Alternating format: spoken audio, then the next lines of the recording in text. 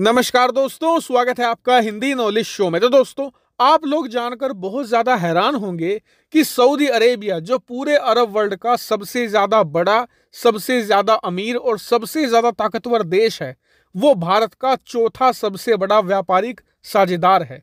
सबसे ज्यादा व्यापार हम अमेरिका के साथ करते हैं, दूसरे नंबर पर चीन है, तीसरे नंबर पर यूनाइटेड अरब अमीरात है और चौथे पर आता है सऊदी अरेबिया।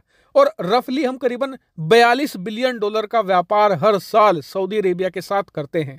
लेकिन हैरानी की बात यह है कि इस व्यापार में भारत को जबरदस्त घाटा होता है। हम सऊदी से हर साल करीबन 34 बिलियन डॉलर का सामान खरीदते हैं और इसके बदले में मात्र 8 बिलियन का सामान सऊदी अरेबिया को बेचते हैं। यानी कि व्यापार में हमें बिल्कुल 26 बिलियन डॉलर का हर साल नुकसान होता है और 26 बिलियन डॉलर बहुत ज्यादा बड़ी रकम है। उदाहरण के लिए हमारे पड़ोसी देश पाकिस्तान की तीनों सेनाओं का जो मिलिट्री बजट है वो हर साल 8 से लेकर 10 बिलियन के बीच में होता है। यानी कि पाकिस्तान की तीनों सेनाओं का पिछले 3 साल का अगर आप बजट टोटल कर लोगे, इतना ज्यादा नुकसान हमें एक साल में सऊदी अरेबिया से व्यापार में हो जाता है। और इसका सबसे बड़ा कारण क्या है? वो ये कि हम सऊदी अरेबिया से भारी मात्रा में तेल खरीदते हैं और उसके बदले में हम सऊदी अरेबिया को कुछ एक्सपोर्ट नहीं कर पाते। लेकिन अब बहुत ही जल्द ये सब कुछ बदलने जा रहा है और इसे खुद सऊदी अरेबिया ही बदलेगा। दरअसल स्क्रीन पर आप देखिए, सऊदी अरेबिया भारत की शरण में आया है और भारत से डिमांड करी है कि प्लीज आप हमारे देश में दवाइयों का एक्सपोर्ट करिए। और इतना ही नहीं, सऊदी अरेबिया ने इंडियन ड्रग मैन्युफैक्चरिंग एसोसिएशन को करीबन 300 से भी ज्यादा ड्रग्स यानी कि दवाइयों की लिस्ट सौंपी है कि जी ये लाइफ सेविंग दवाइयां हैं, ये जल्द से जल्द हमारे देश में एक्सपोर्ट करना शुरू कीजिए। यानी कि भारतीय कंपनियों को कहा गया है कि अपनी दवाइयां आप हमारे देश में जल्द से जल्द बेचिए, हमें इनकी जरूरत है। इतना ही नहीं, सऊदी अरेबिया ने भारत से भी कहा है कि जी आप दुनिया के एक बहुत बड़े ड्रग्स मैन्युफैक्चरर हो, आपको दुनिया भर में वर्ल्ड फार्मेसी का दर्जा दिया गया है, इसीलिए आप हमारे देश में बड़े लेवल पर फार्मास्यूटिकल प्रोडक्ट्स का एक्सपोर्ट करना शुरू कीजिए। इससे आपको भी फायदा होगा, साथ ही भारत और सऊदी के बीच में व्यापार बढ़ेगा, भारत को व्यापार में घाटा नहीं होगा और सऊदी अरेबिया में दवाइयों की कमी नहीं होगी, उल्टा दवाइयां सस्ती हो जाएंगी। हालांकि आपके मन में सवाल आया होगा कि जी सऊदी अरेबिया सामने से आकर हमें कह रहा है कि हमारे देश में दवाइयों का एक्सपोर्ट कीजिए, तो भारत इतना सुस्त क्यों है? हम बिना कहे ही सऊदी अरेबिया में जाकर दवाइयों का एक्सपोर्ट अब से 5-6 साल पहले भी कर सकते थे। अब तक हमें जो इतना नुकसान हुआ है वो भी नहीं होता।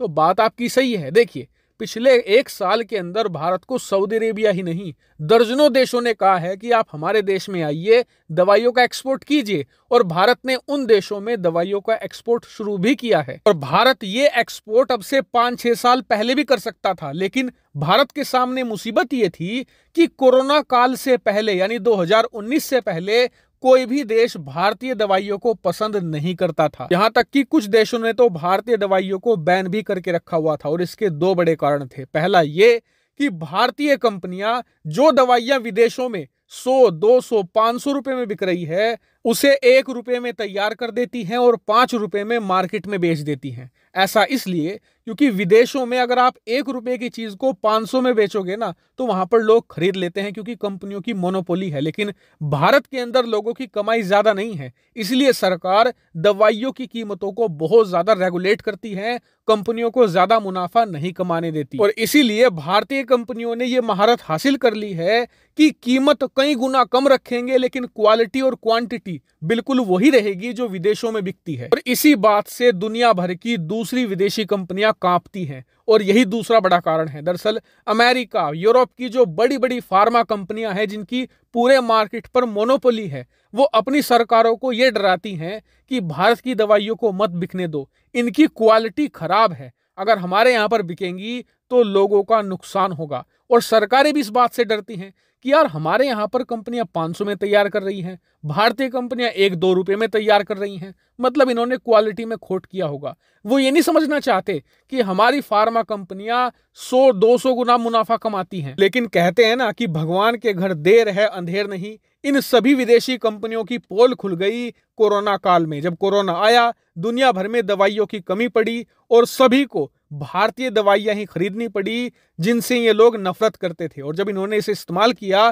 तब इन्हें पता चला कि क्वालिटी में रत्ती भर का भी डिफरेंस नहीं है। दोनों दवाइयों का बिल्कुल सेम असर होता है और इसीलिए आप देखेंगे कि जब से कोरोना काल शुरू हुआ है तब से लेकर अब तक बहुत सारे देशों ने भारतीय दवाइयों के लिए अपने मार्केट खोलने शुरू कर दिए हैं और सऊदी अरेबिया भी अब उसी लिस्ट में शामिल हो चुका है। और इसी का असर यह है कि पिछले 2 सालों के अंदर भारत की जो फार्मा इंडस्ट्री है ये मल्टी बिलियन डॉलर बन चुकी है और बताया जा रहा है कि आने वाले कुछ सालों के अंदर ही इसमें कई गुना का उछाल देखने को मिलेगा। और यकीन मानिए इससे भारत का दोहरा फायदा होगा। पहला ये कि हमारे एक्सपोर्ट में बम्पर बढ़ोतरी होगी और दूसरा ये कि जब एक्सपोर्ट बढ़ेंगे ना, इसका मतलब कंपनियां अपने प्लांट बढ़ा रही होंगी, जिसका मतलब ये कि उन प्लांट में काम करने के लिए वो और ज्यादा लोगों को रोजगार भी देंगी। यानी कि आने वाला जो फ्यूचर है फार्मा इंडस्ट्री का वो बहुत ही ज्यादा ब्राइट है और भारत को एक इकोनॉमिक सुपर पावर बनने में फार्मा इंडस्ट्री अहम योगदान देगी। हालांकि पूरी रिपोर्ट पर आपका क्या मानना है कमेंट करके जरूर बताएगा। Thank you very much for watching video.